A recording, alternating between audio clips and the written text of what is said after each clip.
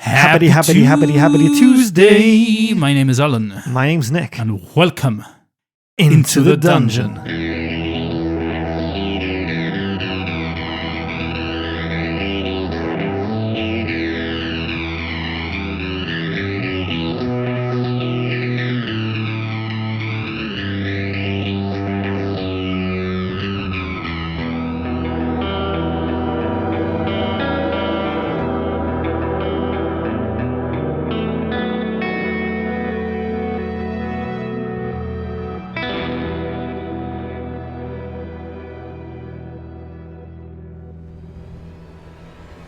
Suddenly, Lander realizes what the cloud really is. It is a swarm of large slan beast, and possibly some cran. The alarm is shouted along the dock. Prepare for battle! If we wish to stay on deck, we ready our weapon and turn to 146. If we wish to return to the cabin, we turn to 34. Are we running or are we fighting? Are we hiding, cowering, or are we charging? I think we're next to the captain. We're the lone wolves. We can't hide. No, we can't be seen to be afraid. 146 it isn't? Yeah, but we take one endurance point back just before this epic fight, which seems to be unraveling. So Torin's up to 21 and Lander is up to 32. Lander was right. The cloud is made of huge land beast and many cron. A smaller species, but one just as deadly. Hanging below their black bellies are nets full of giaks. Oh shit. As the Zlan beasts descend upon the green scepter, a net of shrieking giaks crashes onto the deck behind the brothers. Some are crushed in the fall, but many more have survived, and waste no time in attacking the brothers. And you know what's going to happen now. We must fight. So it's time to figure out our combat ratio. Yeah, these giaks have a combat skill of 15, an endurance of 30. Reminder for our listeners that this has already been doubled up from 15. This is section 146. Lander has a combat ratio of +1. Nice to be in the positive numbers for a change. And Torin has an incredible combat ratio of +6. Not too bad, Torin. Not too bad. Seeing as Lander went first last time, I'm going to say that Torin should go first this time. Without hesitation, Torin rushes with his spear, plunging it into one of the attacking giaks. Come on, you beautiful Zero. No, close. But no cigar. No cigar, it's a 1. Torin manages to sink his spear into one of the giaks, but momentarily gets caught, unable to pull it back out. Another giak passing by sees Torin struggle and manages to slash at him. Torin loses 4 endurance points before he's able to retrieve his spear and get back into defensive position. Lander, seeing his brother hurt, lunges forward after him, shield in hand, axe drawn, as he goes after the giak that has wounded his brother. That's a 3. We are rolling pretty low. Which means that Lander's dealt 6 points of damage to that giak, but in his blind rage rushing to defend his brother, he takes 3 points of damage. The giaks are down to 18 endurance points, and Lander's down to 29. Torin Unrelentless goes for the next giak, trying to finish it off with a precise attack to its face. A very respectable 9. It hovered on the 0 for a moment there. Yeah, it kind of teased us a bit. But it fell on a 9, which is pretty good in of itself. Torin's stab of the spear finds its target, immediately piercing the giak's skull, killing it with little effort. Feeling assured, he attacks another, immediately dispatching that one, and then another, managing to thin the numbers of the giak as he deals 16 endurance points of damage to this group of giaks. And taking none in return. None in return. Inspired performance. There's a soul giak looking now on at the brothers, trembling in his boots, as Lander rushes up to him and bashes his skull in with his shield. That's a 5 on the number generator.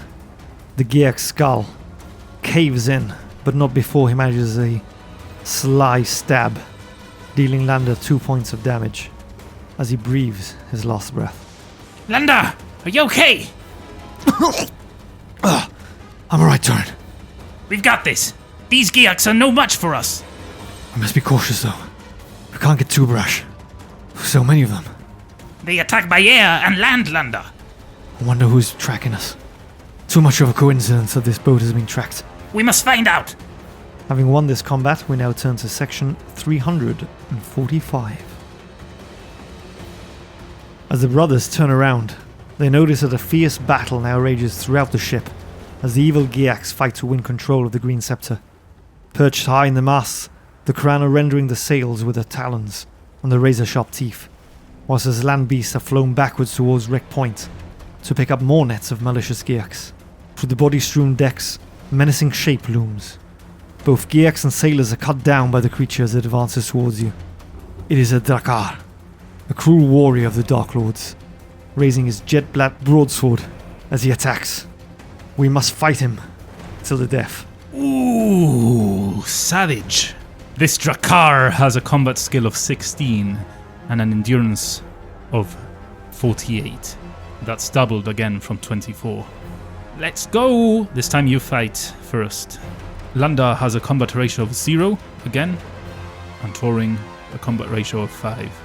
Having killed off the last Giak, Landa's feeling cocky, despite his speech to Torin to remain calm. Seeing this cruel warrior raise his jet black broadsword, he charges him, shield in front of his face, as he swings his axe with ferocity. Oh! Oh no! Oh no! That's a 1, the lowest we can possibly roll. That's a 1 on the random chart. Oh dear. Landa's charge is no match for this brutal warrior, as he takes 5 points of damage, whilst only dealing 3. Oh!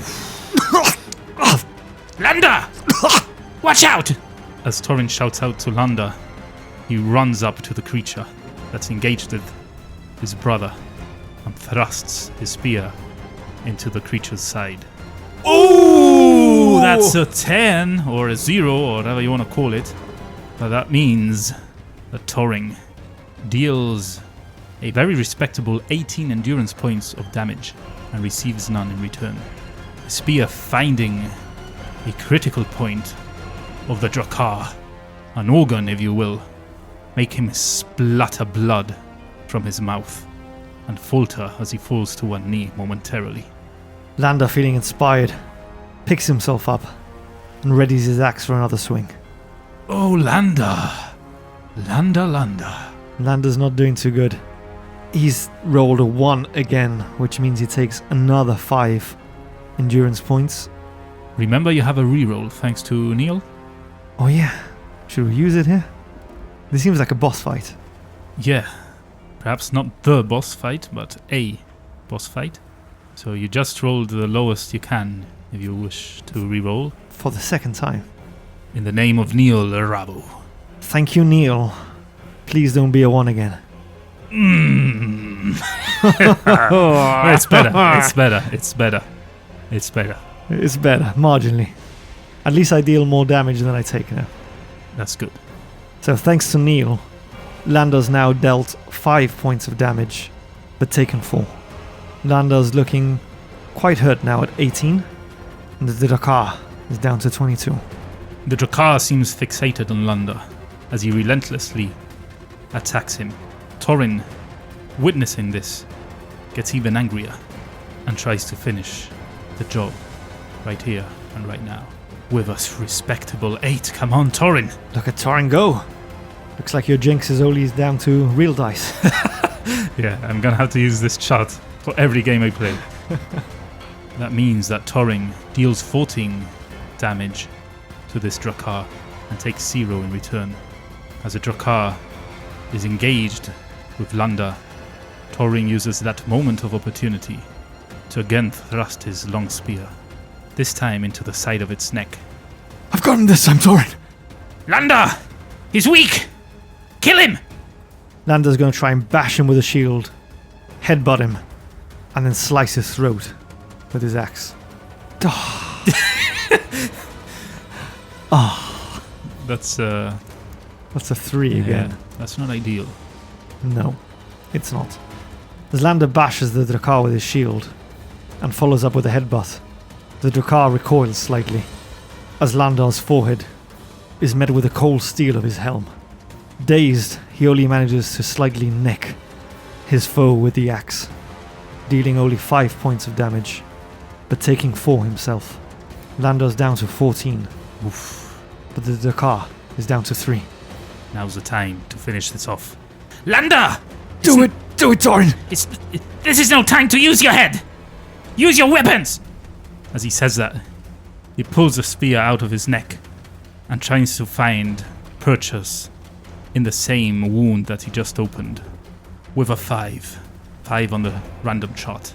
At first, the Drakkar, now noticing finally that Thorin is the one dealing all of his damage, turns towards him and swipes his sword at him. Thorin manages to dodge, but the sword does catch him on the shoulder, opening a wound that deals 2 damage to him.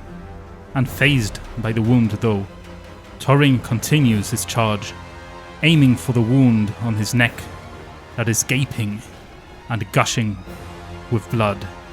He buries his spear into it and twists, managing to rupture one of his arteries, finishing the Drakkar as he drowns in his own pool of blood.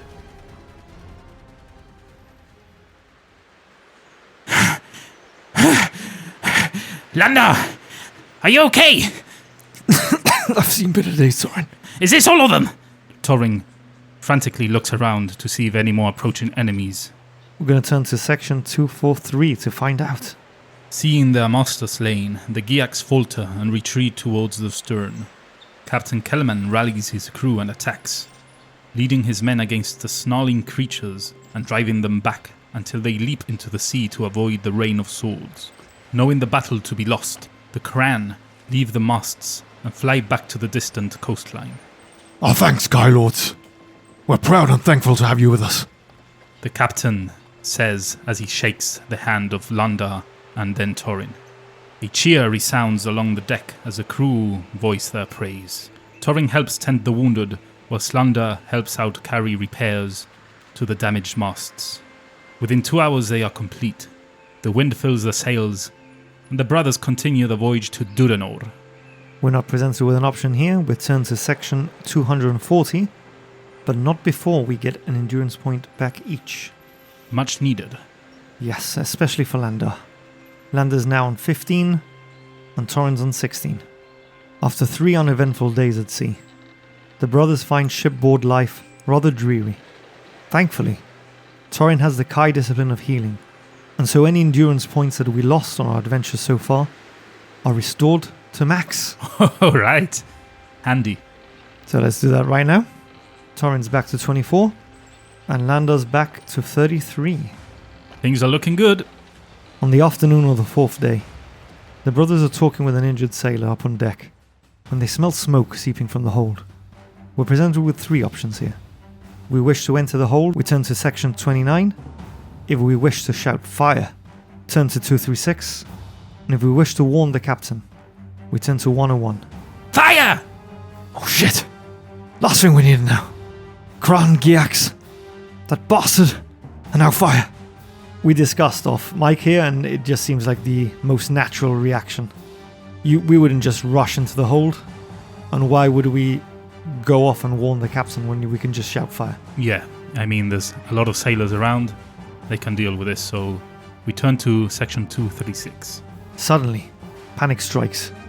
The ship is thrown into a frenzy of activity as sailors grab buckets and blankets with which to fight the fire. Flames are roaring through the hatch cover, and it takes over an hour to contain the blaze. The damage to the ship is great. The entire store of food and fresh water has been destroyed, and the midsection of the ship badly weakened. The captain appears from out of the smoking hold and approaches the brothers, his face black with soot. He is carrying something in a bundle under his arm. We must talk in private, my lords. Without replying, the brothers turn and follow him to his cabin. We are not given an option here. We need to turn to section 222. After taking care to close his door, the captain opens the mysterious bundle and tips the contents onto his cabin table. large charred earthenware jug, and several blackened rags drop in a heap. They give off a strange oily smell. This was no accidental fire. This was an act of sabotage. The forward hold is a food store. Yet I find this oil jug and these soaked rags upon the floor. Someone on this ship is prepared to risk his life to stop us reaching Durnor.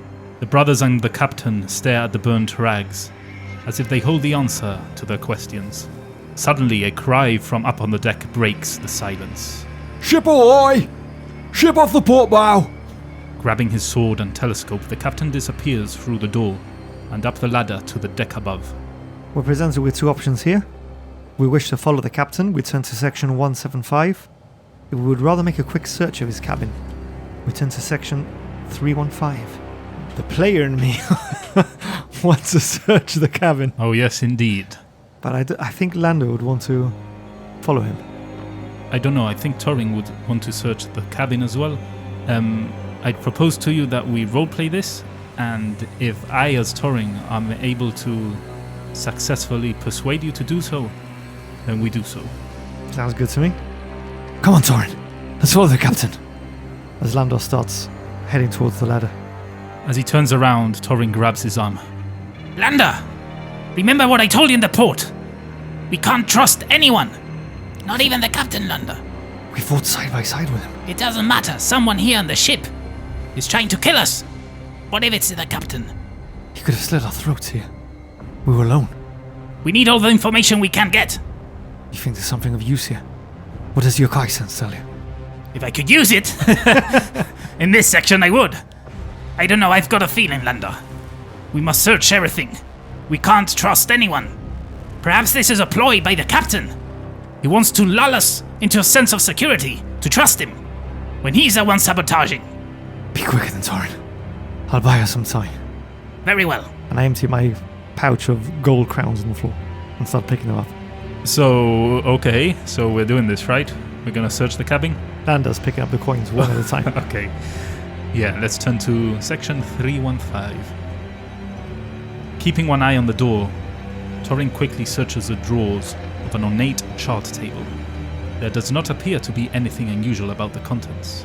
Torin mainly finds charts, island maps, and navigational instruments. Torin is about to abandon his fruitless search when he notices a small lever hidden below the tabletop. He pushes it, and a panel flips open to reveal a small wooden box with a brass lock. Oh shit. Okay, we are given an option here. If we have the Kai discipline of mind over matter, which we do not, we could turn to section 287. If we wish to prise open the lock, we turn to 190. And if we wish to replace the box and join the captain on deck before he suspects something is wrong, we turn to 175. What are you doing, Torin? Come on, I've only got like 3 coins left to pick Landa, up. I found this box. So open it. Okay, We open it. What are you doing as Lando sees Torin take out a knife to start prying it open? He's gonna think that we are the ones that are sabotaging locked. the ship. Landa, you said open it. You didn't say it was locked. Well, it's locked. Then leave it. Let's get up there. If he walks in and you found this secret chest, he's gonna think we are the ones that put the... What is he hiding, Landa? What is he hiding? Probably his instructions from the king or something, I don't know. But if he walks in here... Oh, fuck it! And Lando throws his coins all over the floor again. Starts picking them up one by one. Shit, what are we doing then? Oh, crap. I'm picking up coins. I mean, Okay. you can help me pick up my crowns, or you can Oh no, pry open the box. I'm leaving this solely on you. oh no, oh no, oh no. Palms are sweaty, mom's spaghetti. I'm nervous, I'm sweating. Oh, okay, so, like, as a quick thing, like, quickly going through Torin's head, he's thinking, I prise open the lock, I obviously break the lock, rendering the lock useless. If there's nothing inside, when we hide this box again, when the time comes for the captain to go into his secret compartment, he'll find the broken lock. Who's being in his cabin? Only us, so he's gonna know. And if it's nothing, it's, it's nothing. But if we do find something linking him to the Dark Lords, it could be Could be big. It could be literally game-changing. Or we might be thrown off a plank, which is also game-changing. But I'm not going to offer any more insight at this stage. I think Torin needs to take a quick decision here. Lander! Pick up the damn coins! Picking them up. What are you doing? I quickly put the box back in its place and close it, or do as best I can to put everything back how it was. And Oh, you're backing up. yeah, I'm not confident in this. And I start helping Landa with his coins. So we're turning to section 175 then. Oh yes, unfortunately we are. Shall we ever know what was inside that box? It's literally a page turn away. Yeah, but we can't now. No, not now. What did mind over matter do, though? The Kai discipline? That would have enabled us to move small objects with the powers of concentration. So maybe unlock it with the mind. Shame we didn't have that. Oh well, we'll never know. Section 175 it is. Join the captain now on deck. The brothers see him pointing to a longboat, moving swiftly towards another ship on the horizon. Seems our bird has flown. She flies no flag, and the hull is a strange shape. I've never before seen the like. The brothers watch as the longboat reaches the mysterious ship. As if by magic, a sea fog appears from nowhere and engulfs the vessel. Moments later, both the ship and the fog have disappeared. So the perpetrator of the fire got away. Is the captain enabling all of this? Rather convenient that it just manages to disappear as we get there. Then again, we just wasted a few minutes picking up coins twice. Yeah. So now we are presented with a random number table option. So we need to pick a number on the random number table. And depending what we roll, depending where we turn to. So the two choices here on the number table will be 0 to 4 and 5 to 9. So far, the two previous times we've done this, we've both ended up rolling in the same bracket. So I suggest we do the same again. Yep. I've rolled a 3. And I also have rolled a 3, so we turn over to section 53. The brothers hear whispering among the crew and catch the words, Ghost ship. Curse voyage. but the whispering stops when the captain's voice calls for all hands on deck. All hands on deck. A silence descends on the Green Scepter as Captain Kelman addresses the crew in a loud voice. Men, we are 3 days sail from Port Backs, but with a strong wind and stout heart, we'll drop anchor and feast here in 2. The fires claim many of our provisions, and rations are hereby cut to 1 meal a day, you scallywags. Guards shall be placed upon the freshwater cask, but we are strong. We shall endure. Any man found thieving will receive 100 lashes. That is all. The crew seem unhappy at the captain's decision, but none of them dares to challenge his authority. The fuck you will. Later that afternoon, you are invited by both the crew and by the captain to take your evening meal with them. Interesting. So 2 invitations, 2 separate invitations, one from the crew and one from the captain. If we wish to eat with the captain, we turn to section 3 to 1. In turn, if we wish to eat with the crew, we turn to section 154. So what are your thoughts here? I think Lander's thinking we have to eat with the captain. It'd be rude to turn down the invitation. It could also be an opportunity to see whether he opens that mysterious box. Yeah. I got you with that one. I saw your eyes twinkle. But I don't know. It feels like the crew are plotting. And maybe it would do us good to side with them a bit and maybe learn a rumor or 2. So you don't think it's the captain then? Well, it still may be the captain. But there seems to be a rift. I don't know. I just feel that perhaps the crew knows something and could shed a light onto what's going on. Well, all they've said so far is ghost ships and cursed voyage. Yeah, I mean, those were a few, but I'm sure there's some more, like, that have the bigger picture. I don't know. I mean, I agree with you. You can't really turn the offer of the captain down, right? So we are on a guest on his ship. So I think we have to go with him. Let's go with the captain, Torin. Okay, Lander. It'd be rude to turn him down. I think so. We're turning to section 321. The meal is poor. It is made up of yesterday's leftovers, and what the captain tells you as you finish your meager supper confirms your suspicions. I have a confession to make, Kylords. The fire destroyed our entire food store. We barely have enough in the galley for this meal. I fear that we'll have to survive on a diet of fresh fish till we reach port backs. Unless we have food in our backpack, which we do, the poor meal will leave us hungry, and we lose 2 endurance points. Now, this isn't clear, but I would suggest that if Lander knows how to hunt, he probably knows how to fish. So perhaps we can all have a decent meal and not lose the endurance points. Without needing to have food in our bags anyway. So we keep the food in our bags? Yeah. It doesn't say here that we can't use it. It doesn't say that we can. The skill states that Kylords will never starve in the wild. They will always be able to hunt for food for themselves except in areas of wasteland and desert. I mean, this is neither wasteland or desert, is it? No, and he did say we could fish. But yeah, I think you're right there. We'd probably be able to survive with your fishing. After dinner, the captain challenges the brothers to a game of Samo, a board game a little like chess, involving skillful strategy and bluff. To add a little excitement, he suggests a small wager.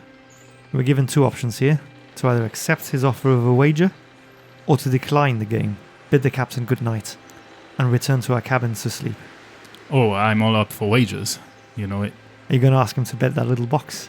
Well, if it's an option, you better believe it. But who would be playing against him? Suppose Lander, right? Being the eldest. I imagine either brother could play. We've probably learnt this in the monastery at some point.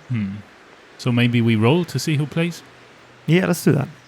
Or we roll to see who decides what happens. And if the person chooses to play, the person plays. Okay, that sounds good to me. You can go first this time. Highest wins, 0 being a 0. And I rolled a 2. Well, wouldn't you know it? I've rolled a 0. Okay, that means that Torin wins this roll. He decides that he will take the wager. A game of Sama, you say? I enjoyed playing in the monastery. I'll take your wager. I hope they taught you well at the monastery, boy. We turn over to section 12. Captain Kelman unlocks the display case and removes a Samo board.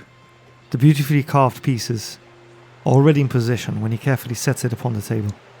After somewhat reluctantly agreeing to a wager of 10 gold crowns, Torin begins the game. You have to pick a number from the random number table, and if you have the Kai discipline of Sixth Sense, which you do, so this is played out quite nicely, Nice. you get to add 2 to your number. Okay, so here goes. If I add 2, I imagine the higher I roll, the better. But now I rolled a 2, so that's a total of 4, which takes us to section 167. You play a daring game, LoneWolf. But I think I have you now. Captain Kelman moves his ornate keystone across the Torin side of the board with a triumphant smile. But it soon fades to a look of shock as Torin unexpectedly counters his move. Stalemate! The skills of the Kai never cease to amaze me. He says as he slowly scratches his head. He's still staring at the Samo board as Torin and Lander bid him good night and return to their cabin. We're given no option here but to turn to section 197. As dawn breaks, a fierce storm rises and you are woken by the violent rocking of the ship. The floor of your cabin is awash, and the shouts of the crew can hardly be heard above the howling wind. The brothers quickly dress, gather up their equipment, and make their way to the deck. The brothers are soon joined by the captain, who takes hold of Torin's arm. Get down to your cabins. Suddenly, as the brothers start to go down, there is a thunderous crack. As high up in the rigging, part of the mast snaps. The brothers look up to see the shattered pole falling down towards them. And that is where we're going to end this episode. Ooh, cliffhanger. Yep, indeed. What will happen to the brave lone wolves? Will they get smashed by the pole, or will they survive? You're gonna have to wait until next week to find out. But if you cannot wait, and you are itching for your Lone Wolf or Into the Dungeon fix, why not visit www.i2td.com and follow the links there to all our good stuff, our social media pages, and of course, our Discord server. Why not pop by and say howdy do, or arr, as I've been destroying my vocal cords in today's episode. Whilst you're on our website, make sure to follow the links to our Buy Me a Coffee page, where in exchange for a one-off donation you may purchase a potion which we're using as a reroll in this campaign. Or why not join one of our membership tiers, where in exchange for said tier you get access to some bonus goodies. If you cannot donate or wish not to, do not worry, you can still help us out by visiting all our social media linked in our i2td.com website. Once there, why not follow us? Leave us a comment, interact with us, join our Discord, maybe visit YouTube, follow us there, subscribe to us, leave comments. You all know how social media works, so you can help us out there. Perhaps maybe even tell your friends about us in real life, if you do have friends, that is. IRL. IRL, yeah. Spread the word, the good word of Into the Dungeon. So we thank you very, very much for that. And I think that's all we had to say. Wait, you're forgetting the end of the episode club. Ooh, how could I? The last one standing. You know what to do. We give you a password. You use said password in a comment on social media, your podcast player of choice, or on our Discord channel. There we will read through them all, and we will decide the winner of that week, the Guillo Masvrada. Vrada. By winning, you will be placed in the halls of the Guillo Masvrada. Fort Davuti. Where your comment will be... Wait, hold on. Fort Davuti? is that new? I never heard of that one. Just rolling with. Okay. With Fort Davuti. Go for it. And your comment will be honored there amongst the annals. Anal. It'll be placed there in prosperity on that channel, where you can read up and see who is, or rather who has been, the Guillos Masvradas in weeks past. So, do you have a password for us this week, Big Al? Oh yes I do. The password for this week is stalemate. Ooh, is that because of your cunning counter at the end of the captain's game? No, because I find the first mate a bit stale. Who is the first mate? I don't know. The guy that died, right? Oh yeah. was he the first? That's why he's stale mate. Oh, dark. I hadn't even thought of that. Ronan. Think he was the first mate. But anyway, yeah. First mate because of my little game with the captain. But also because the first mate is stale. Oh dear. Anyway. I think that's a wrap. Be sure to tune in next week as we delve into the dungeon.